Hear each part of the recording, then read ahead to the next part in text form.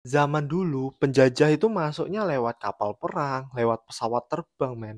Sedangkan zaman sekarang, mereka masuknya lewat apa? Lewat layar ponsel HP-mu. Tanpa ada tembakan, tanpa ada suara. Coba kamu pikirin sebentar deh, kenapa kamu lebih percaya berita luar negeri daripada berita dalam negeri? Kenapa gaya hidup ala orang Amerika, ala Eropa, ala Jepang, ala Korea itu tuh lebih cepat masuk ke Indonesia daripada budaya asli Indonesia malah dianggap kampungan, men. Kenapa kayak gitu? Terus kenapa ketika ada konflik geopolitik luar negeri, kamu lebih cepat dapat beritanya dan lebih percaya tentang berita-berita itu melalui media besar kayak CNN, BBC, bahkan Al Jazeera. Kenapa nggak dari media berita dalam negeri, men? Kalau kamu perhatiin, ini mungkin terlihat hal kecil, tapi sebenarnya bukan hal kecil, men. Ini salah satu bentuk penjajahan tanpa kamu sadari. Mereka masuk nggak bawa tentara, mereka masuk nggak bawa senjata api, mereka masuk nggak dengan sesuatu yang membahayakan kita, tapi mereka masuk dengan sesuatu celah yang bisa mereka manfaatin tanpa ngerasa kita termusuhi atau tanpa merasa kita takut. Apakah itu? Informasi. Informasi tentang apa? Apapun, men. Informasi tentang siapa yang salah, siapa yang benar, informasi tentang siapa pahlawannya, siapa villainnya, atau bahkan informasi tentang gaya hidup yang benar, gaya berpakaian yang keren, yang esentrik, yang fashionable. Bahkan mungkin pemikiran tentang gaya Eropa, gaya Barat, gaya Amerika itu jauh lebih keren daripada gaya negara kita sendiri. Dan ini yang harus kamu perhatiin, men. Kalau dulu penjajah masuk itu untuk ngerebut tanah, ngerebut kekayaan, men. Sedangkan sekarang mereka masuk untuk menjajah, merebut apa? Merebut pikiran dan juga persepsi kita. Di video ini kamu akan bisa lihat bagaimana caranya informasi bisa menjajah bangsa kita. Tanpa paksaan, tanpa ancaman, tanpa ketakutan, tapi itu bisa menggiring kita dan membuat efek yang jauh lebih berbahaya untuk negara kita. Jadi tonton sampai akhir biar kamu nggak salah sangka nih, biar kamu tuh sadar bahwa sebenarnya apa yang terjadi saat ini. Coba sekarang kamu buka deh berita luar negeri, di sana kamu lihat tuh, siapa yang dijadikan pahlawan, siapa yang dijadikan sebagai penjahatnya, villainnya, siapa dijadikan sebagai otak atau dalangnya, siapa yang selalu disebut membela diri, atau siapa yang disebut menjajah. Jawabannya seringkali itu bukan tergantung fakta di lapangan, men. Tapi negara mana yang duluan untuk mempublikasikan berita tersebut? Amerika, Israel, China, Rusia, Iran. Mereka tuh negara-negara besar yang paham betul bahwa apa? Bahwa kalau kamu bisa nguasain informasi, kamu bisa ngendaliin dunia ini. Dan yang lebih ngeri lagi, tanpa kamu sadari, mereka bisa ngatur opini kita, orang Indonesia, padahal mereka nggak ikut campur secara langsung terhadap kita. Contoh, serangan Israel ke Palestina. Jadi media-media luar negeri itu selalu memberikan kata Israel membalas. Padahal nyatanya Israel lah yang memulai serangan duluan. Terus yang lebih lama deh, ketika Amerika Serikat menginvasi Irak yang katanya punya senjata pemusnah massal, di dalam beritanya media-media percaya dan menyebutkan bahwa ini adalah operasi pembebasan rakyat. Tapi apa yang terjadi? Setelah ratusan juta jiwa Irak kembali ke rohnya, ternyata klaim tentang senjata pemusnah massal itu sama sekali nggak pernah ditemukan sampai saat ini. Tapi opini penduduk dunia udah terlanjur dibentuk, men. Jadi menurutku informasi itu bukan tentang siapa yang benar, siapa yang salah, melainkan siapa yang ngebuat berita duluan. Pertanyaannya, kenapa kita negara berkembang jarang bisa membuat narasi duluan dan besar ya? Mungkin karena media-media besar itu tuh bukan milik kita, men. Jadi yang bisa ngontrol itu tuh yang punya media, misal sosial media. Ya akhirnya bisa disaring sama yang punya platform. Misal internet, kita iklan di Google, juga Google bukan punya kita, men. Jadi makanya di segmenku berikutnya setelah ini aku pengen ngebahas tentang sosial media yang katanya tempat demokratis, justru malah jadi alat penyaringan kebebasan berpendapat. Katanya sosial media itu bebas, tapi kenapa yang selalu diblok itu tuh pernyataan atau informasi yang ngelawan arus, men. Kita selama ini percaya bahwa sosial media adalah tempat paling bebas, kita bebas ngutarain sesuatu, kita bebas berpendapat, kita bebas menyampaikan apa yang pengen kita sampaikan, bahkan kita juga bebas untuk memberikan fakta yang ada.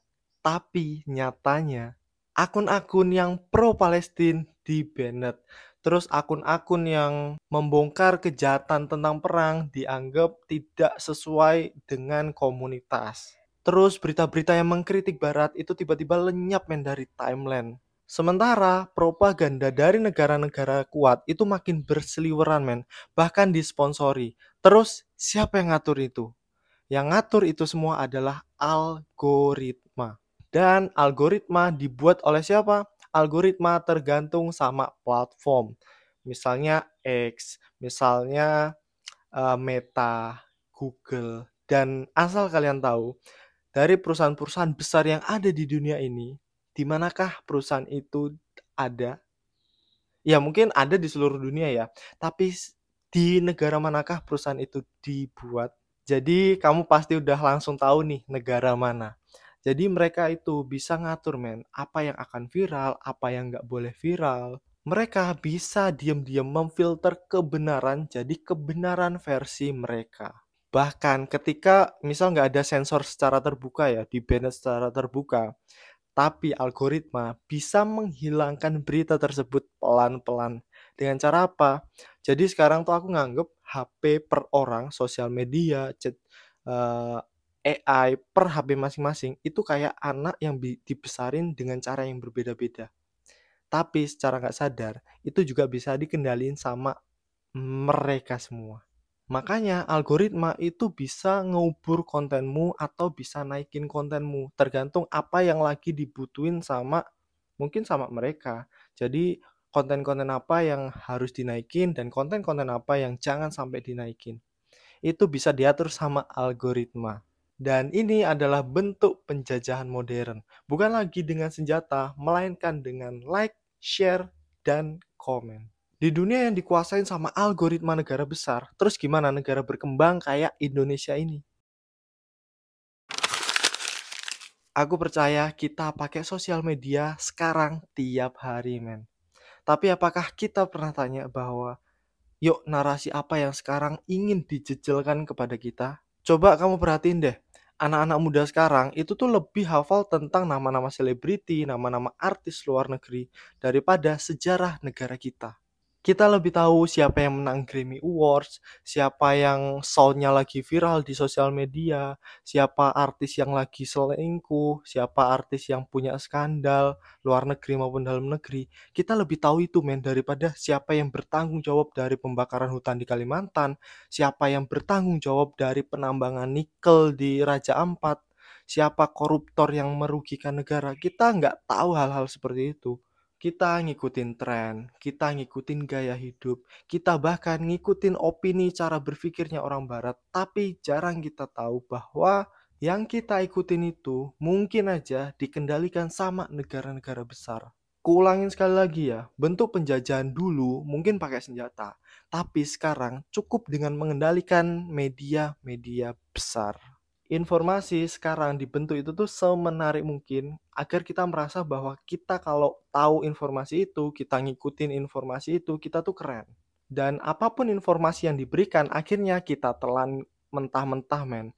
Tanpa kita peduli nantinya apakah itu akan merugikan negara kita, apakah itu akan merugikan kita kelak. Yang penting kita keren dulu merasanya. Narasi saat ini dibentuk melalui film-film dari Hollywood, terus dari influencer-influencer yang dibayar, melalui trending topik yang ada di X atau dulu Twitter, terus melalui newsletter yang sebenarnya udah berafiliasi sama satu sisi geopolitik tertentu. Dan karena informasi itu dikemas dalam bentuk yang menarik, akhirnya kita telan itu mentah-mentah men. Kita bangga pakai narasi mereka, walaupun akhirnya narasi itu ngerendahin bangsa kamu sendiri. Dan ini yang disebut soft power. Jadi kamu punya kemampuan untuk menguasai tanpa adanya kekerasan. Yang kuat menanam narasi, sedangkan yang lemah menganggap narasi itu adalah kebenaran. Akibatnya apa? Yang pertama, kita nggak bangga sama budaya kita sendiri, men.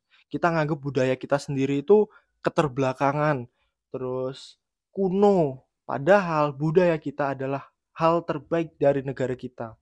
Terus yang kedua, kita nggak percaya tuh sama media-media lokal. Padahal media lokal adalah media yang lebih tahu tentang Indonesia.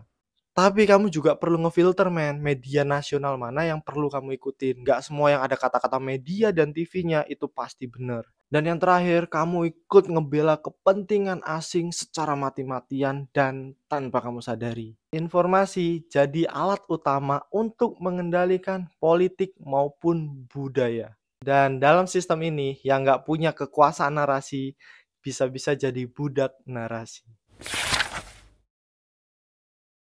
Coba kamu bayangin gini, suatu hari nanti anak cucu kita itu tuh nggak tahu apa sejarah bangsanya sendiri.